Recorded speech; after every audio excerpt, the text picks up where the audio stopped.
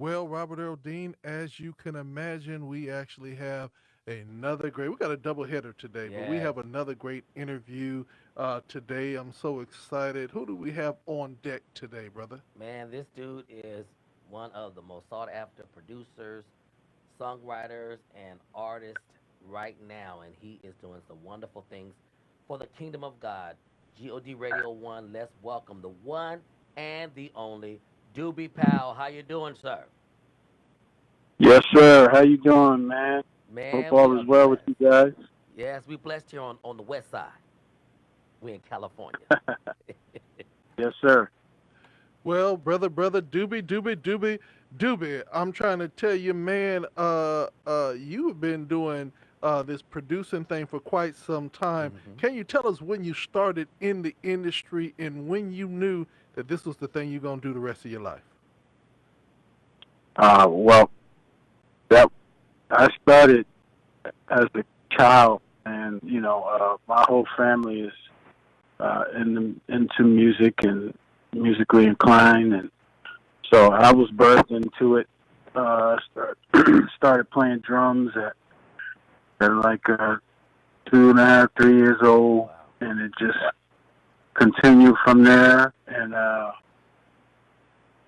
just being around it so much and wanting to do more and know more, just being around it, and so I got into producing. Like my first actual producing was with my dad. My dad let me co-produce one of his records, and that kind of just I just kind of went on from there. Now, let me ask you this question: when you co-produced the project with your father, did you look back at your father and say, "Now, those is hits, Daddy. I'm trying to help you out." Did you give him that energy, or did you humbly say, "Dad, I'm just here to serve you as your helper"? Well, he just, he dads always, parents and as a whole always see, the potential and everything in their kids before they do. Hmm. So he had already knew. I was already, you know, a professional drummer. I played for a lot of different people, so that I had already had that in the bag. But he saw the next level in me, and he just pushed it out of me. He was like, I want you to help me with my record, and I was a very intrigued kid. So it was just hands on deck, man. Everything that I thought I knew, I tried to put it in every song that I was a part of, and it just grew from there. The want and the need for doing that more just grew. Right. Let me ask you this question: How is it? How do you handle the pressure of being the timekeeper of the song? Oh, I mean, I don't see it as pressure. Okay. I think it's pressure for everybody else because you know I lay the foundation. If you don't follow, it's only pressure if you don't have good time in yourself. hmm Hmm. That's when the pressure is an issue. Uh, you know, but as far as me having pressure, I never really had pressure because the pressure I think was for everybody else to understand the time and keep up with the time. And I was the drummer who liked to fool around with the time, and a lot of people would get lost because they weren't really keeping time themselves. Okay. Okay. So I have a question. Um, what was your first national project that you produced? What made like put you on the national platform as a producer? I would say again my dad's record. My dad, if you don't know, is one of the people who pioneered that movement that was started years ago called gospel jazz. And my dad is Hubert Powell. Oh Him and Lord, Ben yes. Fiddle. was like, the two front runners. There was a few others like Allen and Allen, Right. but Ben Tinker and my dad were the guys who pretty much made that genre, Right. so to speak. So he put out a record called "Keep Pressing On," and that was the first record that I actually produced. That was a national record. It was on CGI Records, I believe. Wow. Chicago, yeah. And that's a big one. so that was a pretty, big moment for me. My first record is actually national released record. And I kind of, went on from there and kind of put my name into the bag as a, up and coming producer. Right. I first heard about you through my friend Kawana Jefferson, Kawana J, Sunshine Factory. You were working on Leandra's album, I believe, her second project, and you were also going to work with William Demps, if I'm not mistaken. And I kept hearing your name, Dobbie Powell. I was like, man, this guy has a unique name. I did put it together with your father's name, so now it all makes sense to me. Who would you want to collaborate with now that you haven't collaborated with already? And I'm open to collaborate with anybody. I just love music as a whole. So, I can go any genre. I can go. It doesn't matter to me. I just love music, and I love giving encouragement and just showing love through the music. Music is definitely a vehicle that can, change any situation. So, I'm about that life when it comes to music. But, there's some people, my bucket list is Stevie Wonder and, I don't know. I've played on, a record with Kim Burrell, but I've never produced her. So I would love to produce Kim Burrell. I would love to, I don't know, me and Harry Connick Jr. Okay. Another great one. Now let me ask you this question. I don't know if you know, but Robert Earl Dean is an outstanding chef by way of his chefs that he has come over to his place. If he was to prepare a meal right before producing his next hit song, what meal would you order from his private chef? Ooh. Wow. That's a serious question.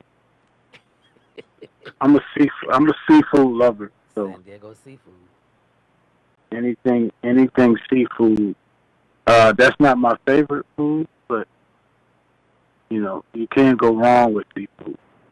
So Okay, I would say crab boil it is, then, huh? or some lobster. All right. That's San Diego. Now, would you like a steak on the side too?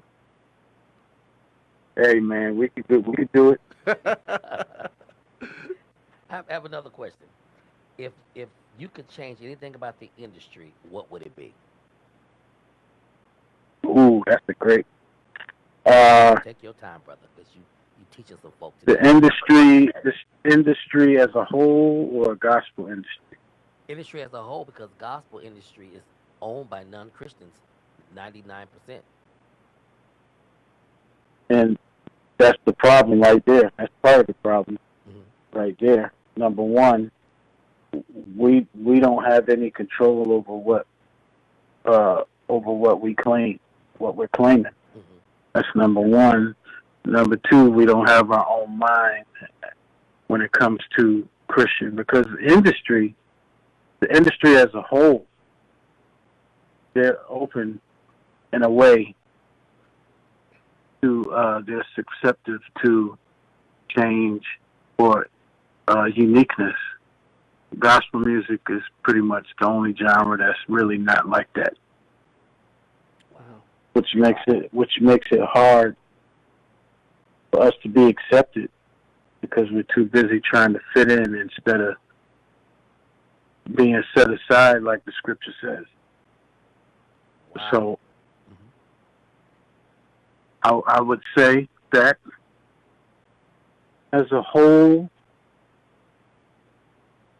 I would say I think we all need to treat every individual genre for what it is and accept it and love it versus trying to make everybody conform. Man, you saying something because I remember growing up in the men category, you would have James Bignon, you'd have Daryl Coley, you'd have James Moore, you would have Douglas Miller, and all these guys had their own unique sound, and they were all effective. These days, and I'm just saying, these days, everybody wants to sound like the same person, or everybody's a worship leader, a worship singer. I mean, we've kind of lost the authentic gospel sound, and that was the different flares. Yeah, we've adapted this Caucasian style worship, and no diss to our lighter brothers and sisters, but that's not what made us. Yes. And I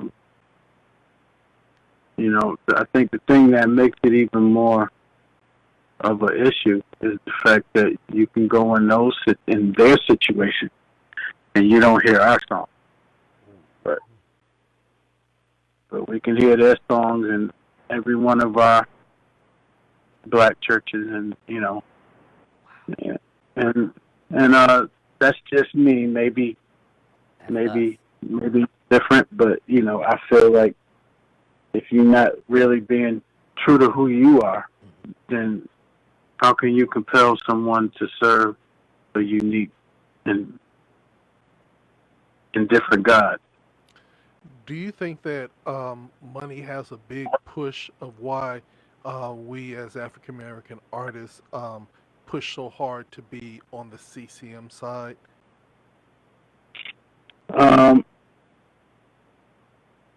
In some instances, yes, I think that, but also it's not even so much about the money; it's more so about the acceptance, because we as the people have already been pre-designed to try to fit in